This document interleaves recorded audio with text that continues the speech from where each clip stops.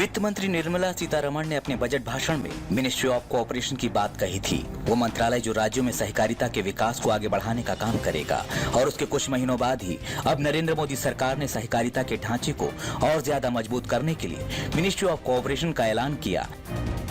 सरकार के मुताबिक ये मंत्रालय सहकारिता के आंदोलन को और ज्यादा मजबूत करने के लिए एक अलग प्रशासनिक, कानूनी और नीतिगत ढांचा तैयार करेगा। ये सहकारी समितियों को सबसे निचले स्तर से जुड़े लोगों तक पहुंचाने में भी मददगार होगा। ये मंत्रालय सहकारी समितियों के लिए व्यापार करने में सरलता के नए तरीकों को कारगर बनाने और राज्य की सहकारी समितियों के बेहतर विकास के लिए काम करेगा।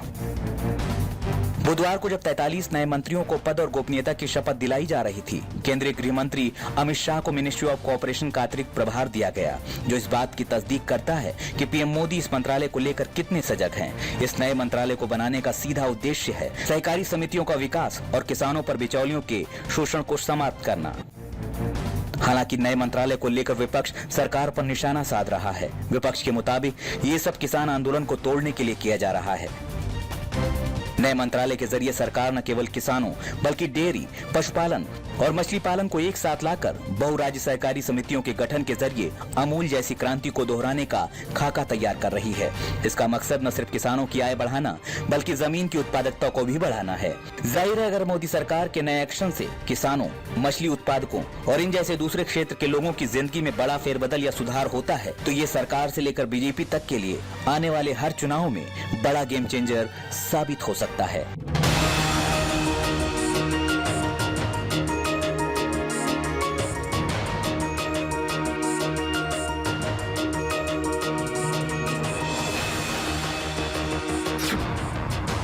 मोदी स्पेशल 43 का फर्स्ट डे फर्स्ट शो।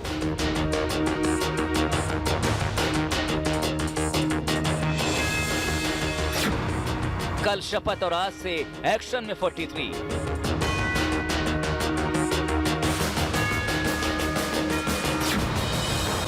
नया जोश, नई चुनौतियां।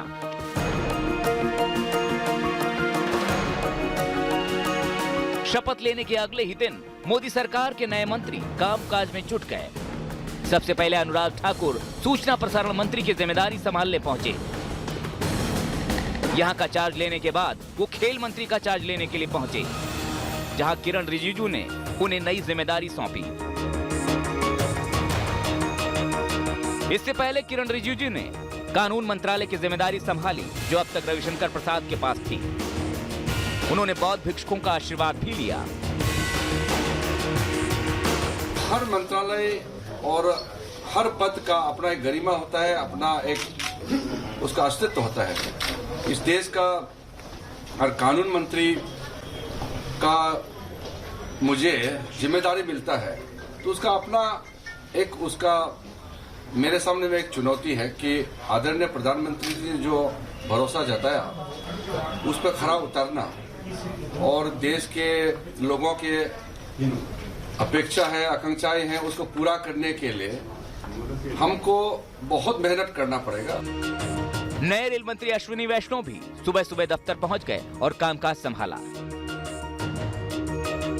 रेल की जिम्मेदारी पीयूष गोयल संभाल रहे थे, जिनके पास वाणिज्य मंत्रालय और उद्योग विभाग समेत कुछ और विभाग दे दिए गए हैं। अच्छे प्रदर्शन के लिए प्रमोशन पाने वालों में पूर्व गृह राज्य मंत्री जी किशन रेड्डी भी शामिल हैं। उन्हें कैबिनेट का दर्जा देकर पर्यटन और संस्कृति मंत्री बनाया गया है। उन्होंने जब पदभार संभाला तो कई राज्य मंत्री मौके पर मौजूद थे। महिला मंत्रियों में मीनाक्षी लेखी बतौर विदेश राज्य मंत्री अपनी जिम्मेदारी संभालने पहुंची।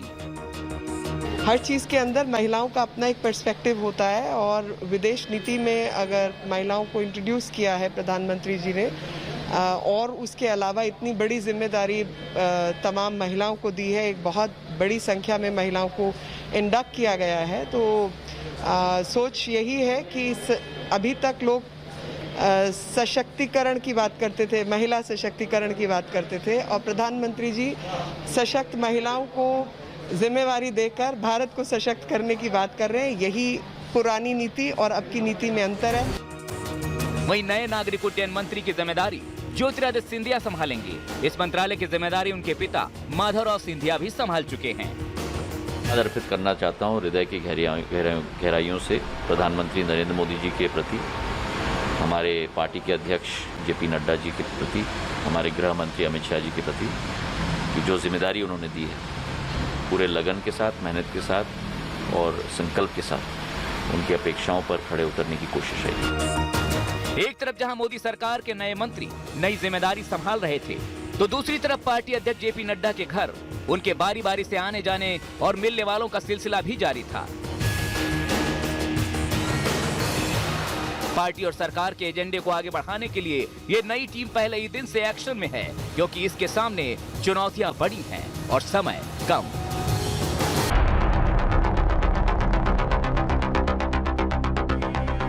सात साल में मोदी सरकार में मंत्रिमंडल के सबसे बड़े बदलाव के बाद 4 चेहरे जिन पर हर किसी की सबसे ज्यादा नजर है, खासकर कोरोना काल में जिन चुनौतियों से देश जूझ रहा है, उनसे निपटने में वित्त मंत्रालय के अलावा उन 4 मंत्रालयों की जिम्मेदारी बहुत बढ़ गई है, जिन्हें इन 4 नए चेहरों के हवाले किया गया है।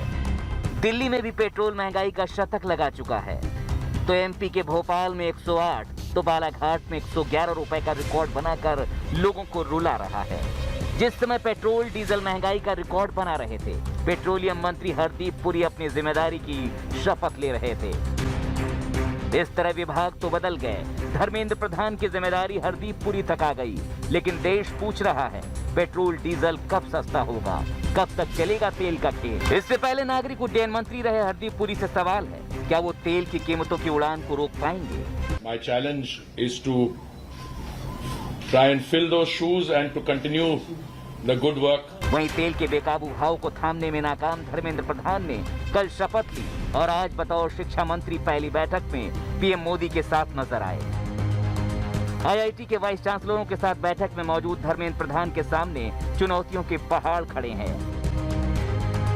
मसलन नीट 2021 के लिए आवेदन परीक्षा कब?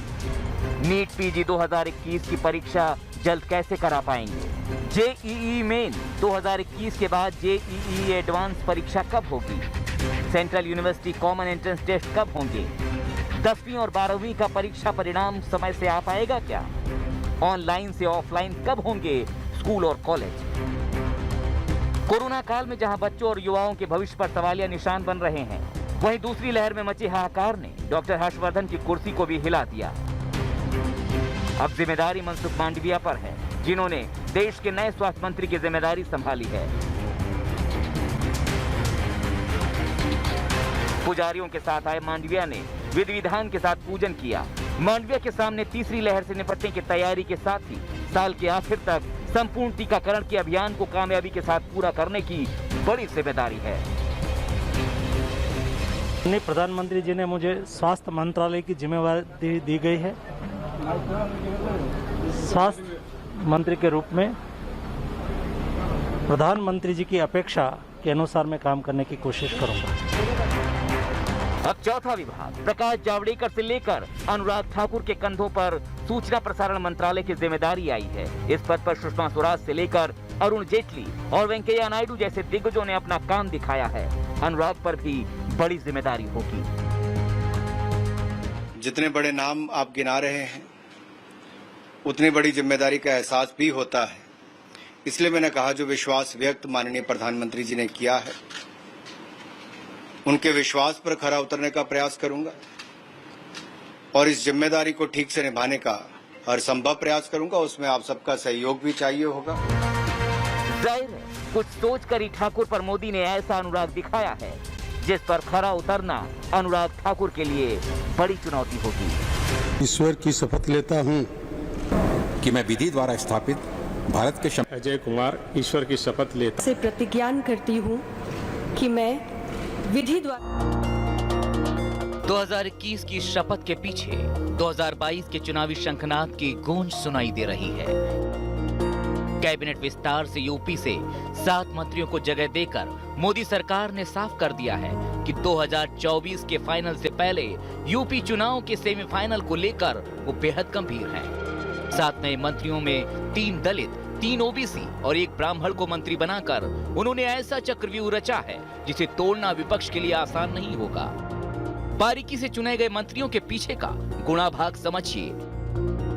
महाराजगंज से 6 बार के सांसद पंकज चौधरी को वित्त राज्य मंत्री बनाया गया है। वो कुर्मी समाज से आते हैं, जिनकी आबादी यूपी में 7% है और जिनका प्रभाव 36 विधानसभा सीटों और 8 से 10 लोकसभा सीटों पर है।